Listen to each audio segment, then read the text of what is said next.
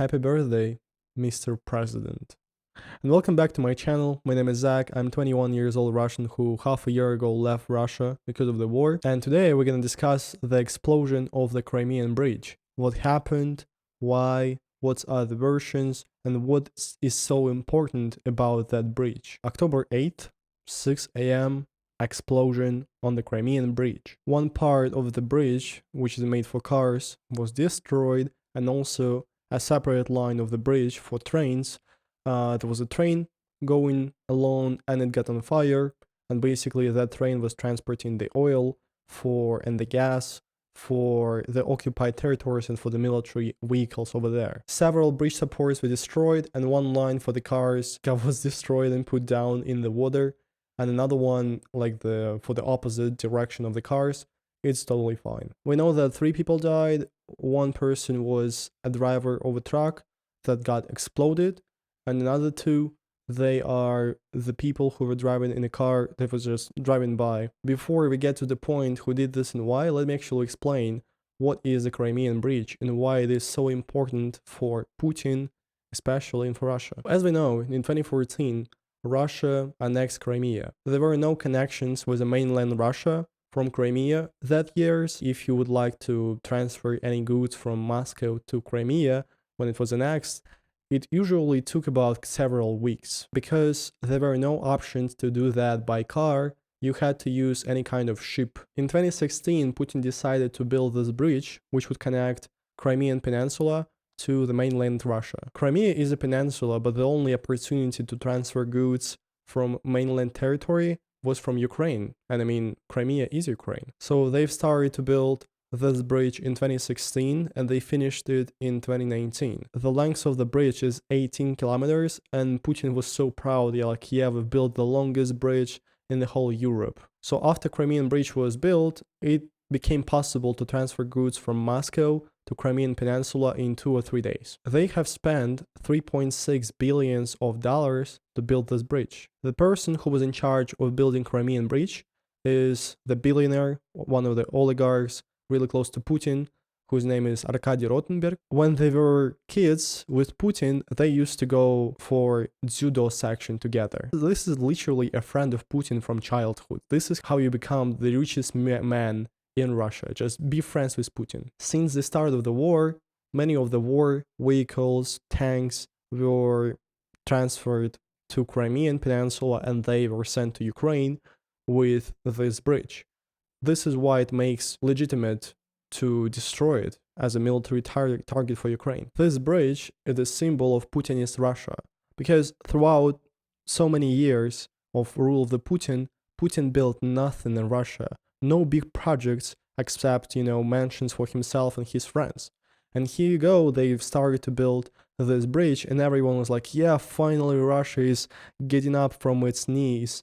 But, Ukraine is getting it back. This bridge is a symbol of occupation of Crimea and the war with Ukraine. Putin made this bridge as a self-made monument. Look, I was so glorious and I'm such a great leader. I was able to spend $3.6 billion, which are made like selling oil to Europe or somebody else, and none of those money went directly to you peasants, citizens of Russia. No, I gotta prove to the whole world that I have the longest bridge. So destroying this bridge is a personal hit on Putin. Crimean Senator Olga Kavitidi claimed that the Crimean Bridge is the most protected bridge in the world. According to her, the bridge is guarded by 2 regiments which are equipped with C-400 missile systems that provide a protected dome with a diameter of 400 kilometers. The object is also protected by air defense systems, including Pantsir S-1. In addition, the bridge is protected by the Black Sea Fleet, I guess by the cruiser named Moscow, and the bridge structure is equipped with a sonar system, which includes underwater sabotage, the senator explained. So they've spent so much money on securing this bridge. They've spent billions of rubles to secure it, to make sure nobody will be able to attack it. And here you go. So what exactly happened and how? There are 3 main versions what happened. The first one, and this is the official version, and it actually sounds more reasonable to me. The explosion of the track that was going over the bridge, and basically the explosion also put on fire the train that was going along containing oil. Before the track got exploded, it went through a checkpoint on the police station. And literally we got a video where the policeman is looking into the track and trying to look into something. Nothing is found. According to official information, on that checkpoint they have different technologies, such as X-ray or different like things which are gonna see if there is any kind of like explosion things inside. But we all know that so many things in Russia are corrupted, and I wouldn't be surprised if like those systems do not even work, or the policeman who was checking into the truck, he just got a bribe. So the truck went through the checkpoint without no problems and got exploded in the next several minutes.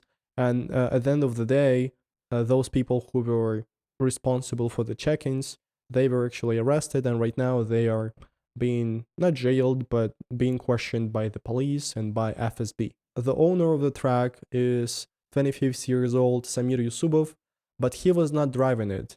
Later, he recorded a video. He said, "I'm not in the country right now," and the driver of the truck was my uncle who works on this, and his uncle's name is Mahir Yusupov, and he is 51 years old. Mahir Yusupov was in transporting goods for 15 years, and I really doubt he was, in contact with any Ukrainian intelligence service or something. As far as we know, he just got an order online on the internet. Order was about transferring fertilizers.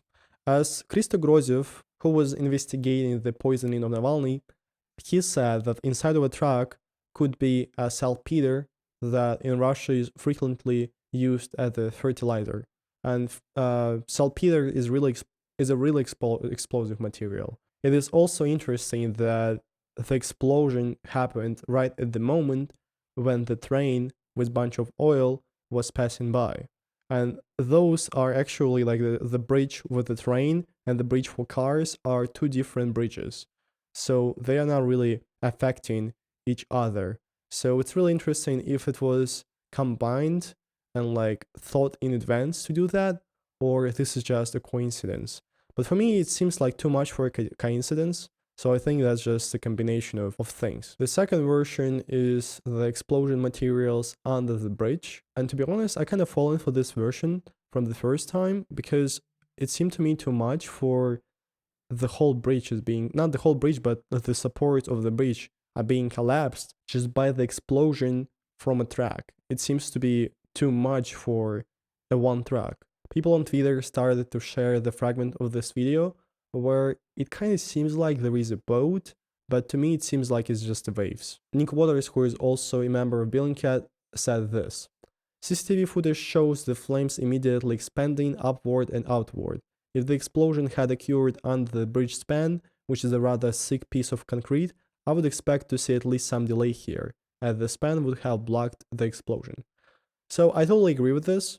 So this version doesn't really seem really reasonable for me because, looking at all of those videos, we just see that the explosion was on top of the surface of the road, of the bridge. So I think it was just the explosion of the track. The third version is kind of like a combination of the first and the second one, and it's presented by Ilya Ponomaryov, who is an ex-member of the Russian parliament, but once the war started, he left Ukraine and supported the Ukraine. He said that the whole operation was a combination of two parallel different operations. The track full of explosions wouldn't be able to have such an impact on the supports of the bridge. If that would be possible, it would have been done a long time ago. And it's funny that right after that statement of Ilya Ponomaryov, he eventually got called wanted in Russia for a felony case, which was started way a long time ago for discreditation of the Russian army. So for me, it seems like the most reasonable version is the first one of just track explosion. If you watch all of the videos of the explosion, there are not many, but several. It came not from the undersurface of the bridge, but from the surface. I do like the reaction of Mikhailo Podolyak, who is an advisor of the president of Ukraine, and he posted this on Twitter. Crimea, the bridge, the beginning. Everything illegal must be destroyed. Everything stolen must be returned to Ukraine. Everything occupied by Russia must be expelled. Today, Putin woken up and got himself a perfect birthday present from his best friends from Ukraine. So it was me, Zach the Russian. Thank you for watching. I hope this war will end soon. Stop Putin, stop the war. See ya.